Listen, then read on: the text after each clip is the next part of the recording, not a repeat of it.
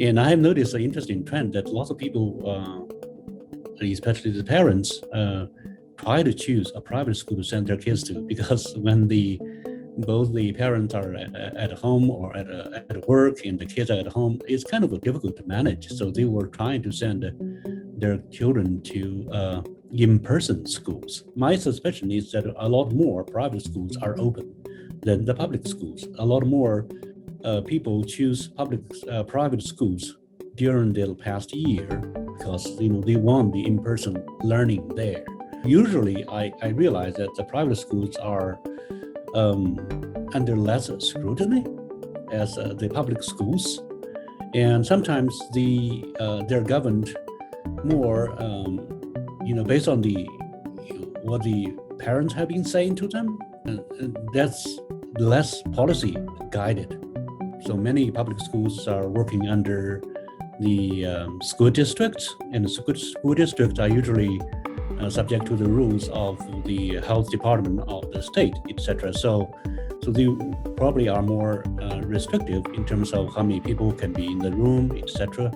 A lot more public school students are choosing to study virtually. Public schools, it can be divided equally between in-person students and virtual students. When the reopening happens, what's going to be the impact? The public schools may be more impacted because there's more disparity. So in the way people learn, I bet there is going to be some kind of performance differences. And I have learned that the public schools are trying hard nowadays to offer remedial services to the students who are falling behind. For public schools at the beginning, people were very concerned about the Wi-Fi access, the devices, etc. But I just found that public schools quickly learned to cope with situations like this, from deploying routers using buses in the city, and that give students Chromebooks. Students are unregulated at home when parents are out working as essential workers.